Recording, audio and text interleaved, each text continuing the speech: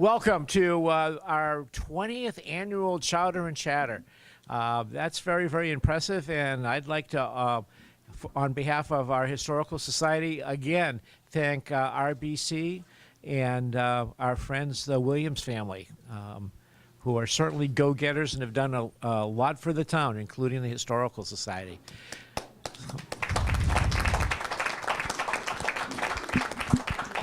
So tonight we're actually going to be talking about the Historical Society, in particular the donation of the railroad station to the Society way back 50 years ago. And we're going to start off, Hazel is going to tell us the origin myth of why we have a railroad station instead of, I don't know, what else could we have? It seems impossible. The railroad station is so much a part of our town and our history. Let's start it off, Hazel. It's November 7th, 1969. I happen to be president of the Historical Society, and 7 weeks before, I had given birth to our first son. So the board meeting is in our kitchen. I thought that was the wisest place, just in case the baby needed some care. There were 7 of us sitting around the kitchen table. The doorbell rings, and when I went, it was Abraham Brooks, the lawyer. How many remember Abraham Brooks living on Center Street? He was the lawyer for many of us, including the Ameses. He put a key in my hand, and he said, "Hazel, this is the key to the railroad station, and the 3 Ames brothers and Mr. Parker have bought it for you."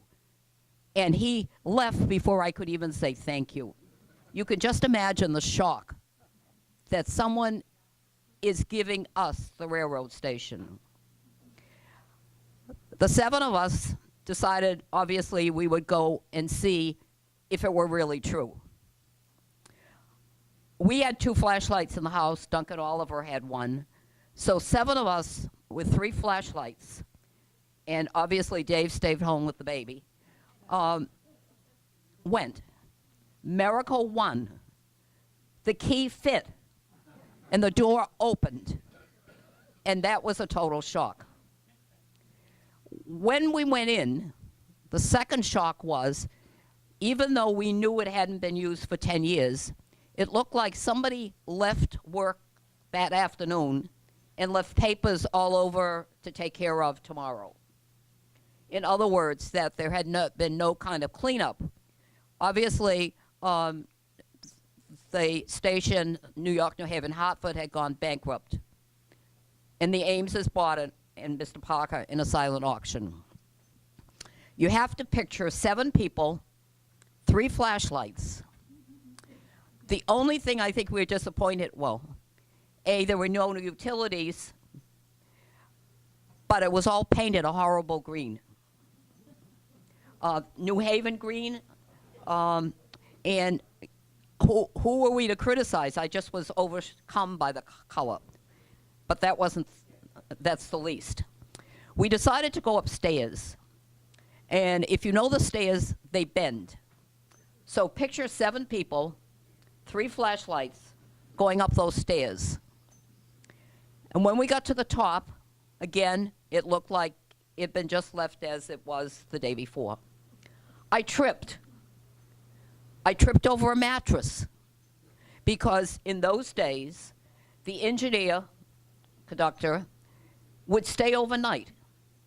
In other words, that New York, New Haven, Hartford had a key to the building, obviously, and when they came in on the midnight train, they would sleep upstairs and then be obviously ready for the 5:30 or 6 train. The other thing with the mattress, I think some pigeons had found some holes in the roof. So as I'm tripping, I'm noticing it's not only a mattress, but there were a few souvenirs. But it was our station. I can't explain what it meant to us. We had been meeting in the library. Everybody was very good to us, but we have a home. We went back to the house. I made more coffee, told Dave, and the treasurer said, "Do you know how much money we have?" $200. How do we fix the station? By the way, almost every window was boarded. No utilities. And it's really a compliment to the town of Easton how many people, Boy Scouts, Girl Scouts, senior citizens, everybody came for a number of years to paint, to scrape. Well, we scraped and then we painted. Money was raised. Walter Hatch and Gus Winroth, if you remember the names, they actually took out all the windows that were boarded and put in new ones from old storm windows with no heat. And so within 2 or 3 years, the station really was functioning. And we really have to credit the 3 Ames brothers and Mr. Parker. Excuse me. Was Ken? Yeah, and Ken Jackson, Ken Jackson, tremendous influence. We were very fortunate to have Ken for so long. I remember this that day because I was taking Right. babies to. But You did a lot of work, Mim. I can remember that.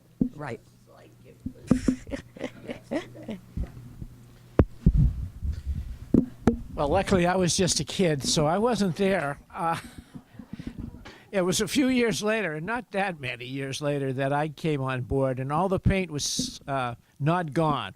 There was still plenty of work parties 5 years after the station came along.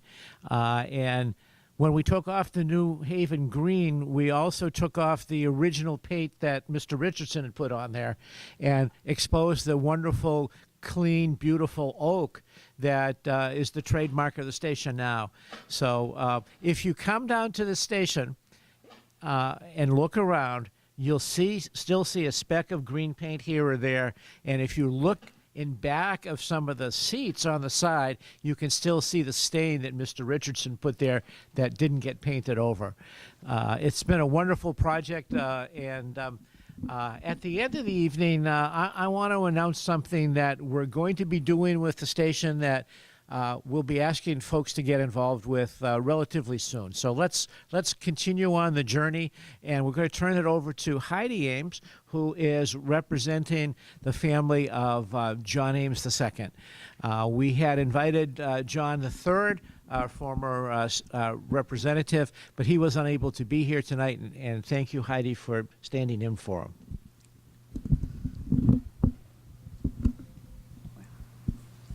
You've just said what I was going to say. I'm very happy to be here representing my older brother. Oops, does this work? Yeah? Representing my older brother, John. Growing up, I never questioned Dad's love and loyalty to the Eastern community. Can you hear it? Does this work? Yeah? And it wasn't until I got to thinking about it that I had to remember that Dad was born in 1910, 4 years before World War I, and when it finished, he was 8. The shovel factory was going strong and really kept going all that way until the end of the Second World War in 1945. I was born in 39, so I remember a bit of it. The factory was very much part of his life there. Grandpa was on the board, and there must have been a lot of discussion about what went on. Dad was comfortable here. It was home, and he loved it. My brother Charlton remembers decorating his bike and riding it in the Columbus Day Parade with Dad marching. Dad was president of the Northeastern Savings Bank. He was a fundraiser for the Red Cross, and he had a strong interest in politics. He was on the Governor's Council when Governor Bradford was in office, and I think that was in the late 40s. Yeah. He was asked to be special assistant to the ambassador of England in 1953, the year that the Queen was coronated. He was well liked there and was asked to continue that job in other embassies, but he wanted to come back to Easton. That was home. I was going to go on to the train station, but you've done such a good job about that, Hazel. So now on to Hazel, who has been maintaining the train station with the rest of the Historical Society for the past 50 years. She was president in 1969, and I think she still is. Are you? No? It seems that way, though. Okay. Thank goodness. I know she's on the village cemetery board because I have the pleasure of being with her. Hazel Varela is a fund of Easton knowledge. She is also always kind and efficient no matter what crops up in Easton. Easton is lucky to have her, and we have been lucky to have you. And thank you, Hazel, for years and years with us. Thank you. One question, did anybody go to the Unionville School with Mrs. Goff as the teacher? You're all younger. Okay. Your dad was also president of the Lions Club. Oh, sorry. Okay. Yeah, when was that? With the war? Lions Club? I don't know the year he was. I worked with him on the Citizens Scholarship Foundation, and he and I, and several others, Steve Brooks, were the founders of that, and it has evolved into the scholarship program at the Olive Range High School today. Thank you for mentioning that. I have to also say something about your father. He arranged for a scholarship that paid for an education at Bridgewater State College. That was my education, so thank you very much for that. And I'm making plans to pay that forward as well, so there'll be a scholarship in my family's name after I'm gone. So thank you. We're moving on to our first vice president of the Historical Society, Mr. David Ames. David spends time in Florida and on a certain island, so he's also our ambassador to foreign parts as well. And he's maintained the connection of his father to the railroad station. So I do remember your dad, who was often at the Historical Society when I was there in those early years. So tell us a little bit about that, David. Okay. Can you hear me? Am I in the? I got to get up close? Okay. All right. So Hazel asked me to tell you a little bit about Dad, and I'm going to do that. But because my memory is a little shaky on some things, and also because some of what I say is a bit conjectural, I have my sister Nancy and my brothers Bill and Fred here to fill in the gaps. Dad was born at Langwater in 1912. His parents were John Ames Sr. and Nancy Philly Ames.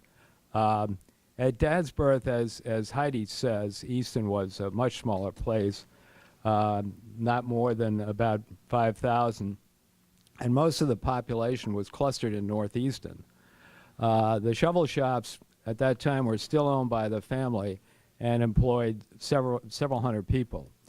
And at that time, all of the 7 great stone houses, as Dad used to call them, of the family were Ames family homes, as was also Stonehouse Hill and Borderlands.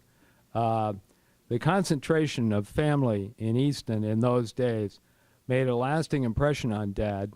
He felt he was the last family member after your dad died who really remembered that time.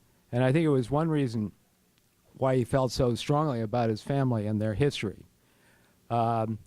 Dad was educated at Milton, Harvard, and Harvard Business School.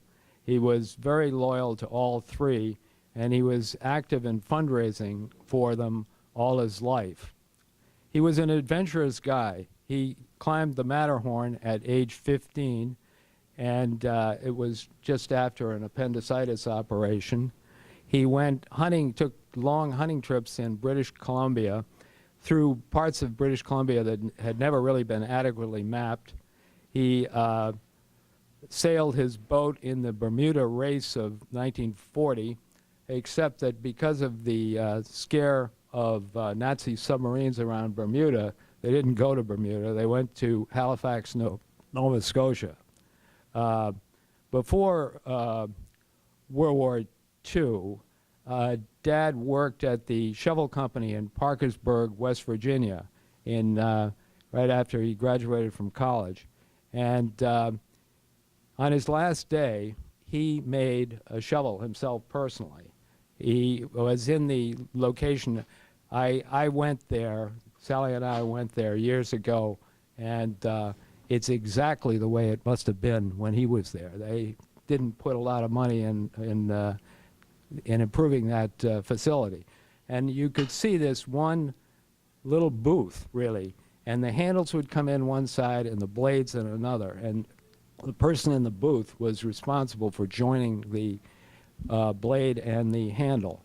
And Dad had that shovel for many years, and it is now at the Historical Society, if I'm not mistaken. After that, in business school, he worked in electronics and communications between 1937 and 1940. He worked for a company called Codatrol, and Codatrol, I think, was involved in Morse code signaling, and he, I think, received a patent for something that he worked on. Now, guys, can you substantiate?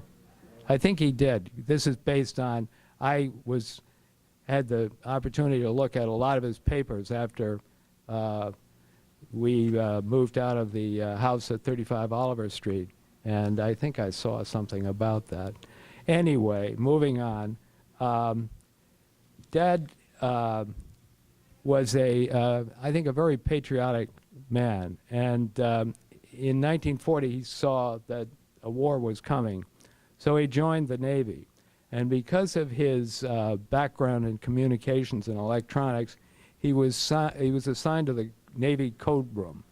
And when the first email describing the damages at Pearl Harbor came in, he was in the code room at that time. And he took the messages of the damage to the White House in his little Crosley. Now, does anybody here remember what a Crosley was? Tiny, tiny little car. He drove right up. There was an admiral waiting on the front steps. He gave the information to the admiral, drove off to the offices of the British Admiralty, delivered another message to them, and he said that the admiral said, "Huh, well, we told you so." And he never forgot that. After his time in the code room, he served in the Pacific from 1943 to 1945 on the USS Anthony, which was a destroyer. He saw quite a bit of combat. It was under fire a number of times, but never was, the ship was never hit. This was a very meaningful time to him. He really valued his experiences in the Navy. Let's see here.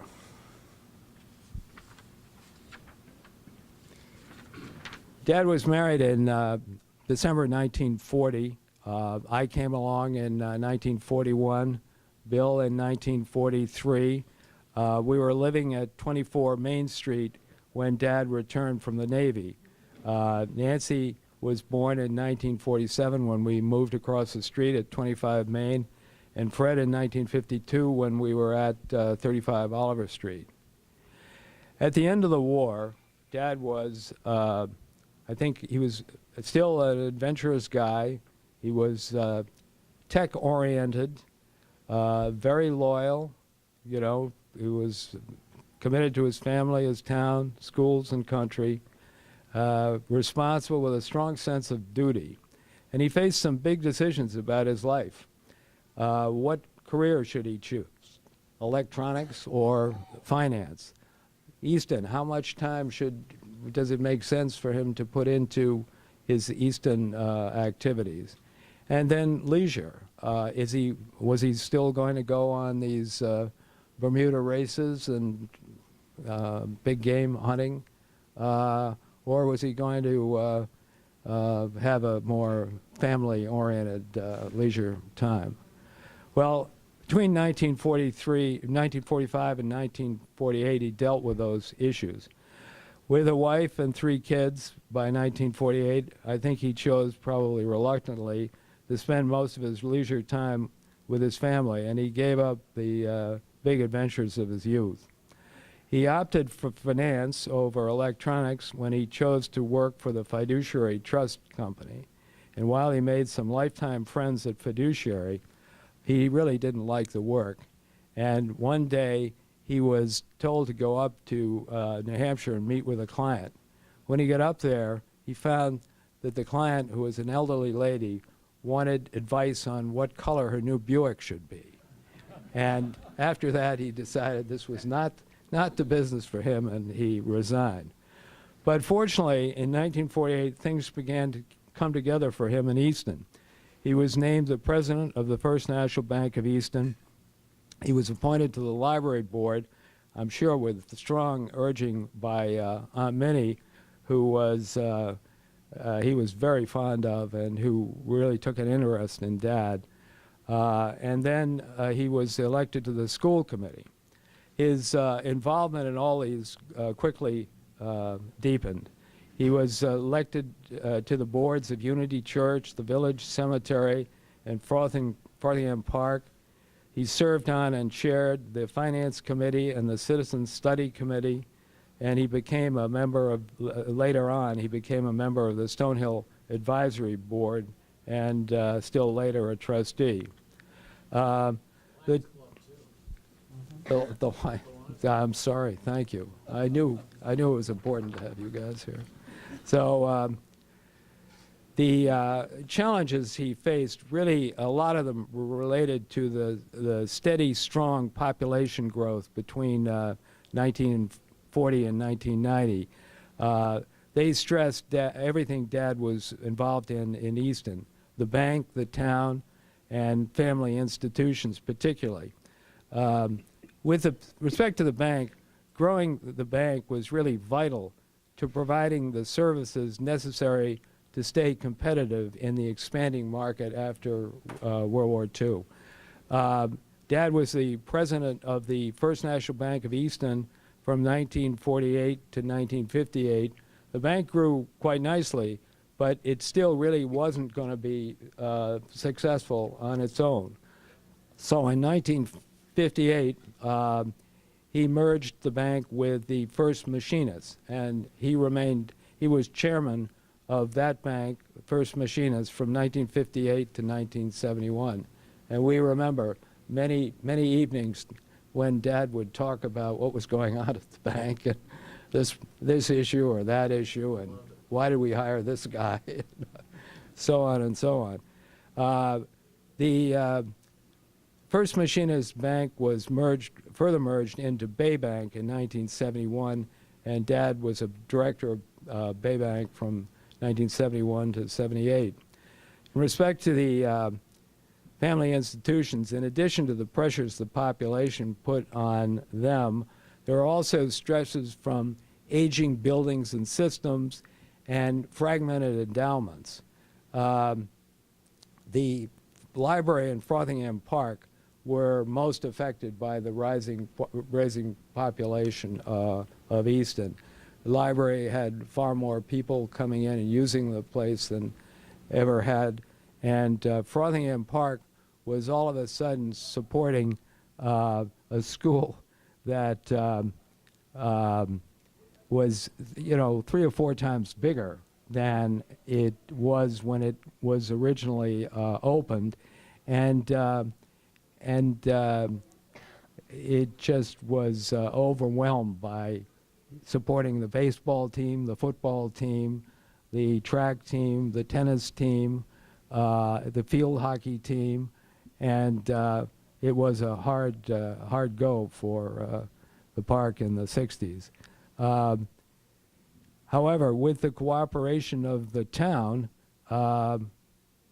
things worked out rather well. The library is now a joint venture with the town, and Frothingham Park was really benefited when the schools built their own athletic facilities and moved most of the sports to those fields. The aging buildings and systems, that was the particular province of the library and Unity Church. There were lots of headaches, but Dad was very good at resolving structural and mechanical problems. I won't say he enjoyed them, but I think he didn't mind them that much. The fragmented endowments affected all the family institutions and the highway fund as well. What happened was these institutions were created and funded by individual family members. And so the endowments were managed by the original donors or by their descendants. But by the 50s and 60s, Dad could see there was going to come a time when people would not be available to manage those endowments. And he put together all the endowments of these 11 or 12 entities and made the account a very attractive account for professional investment advisors. And this was done in the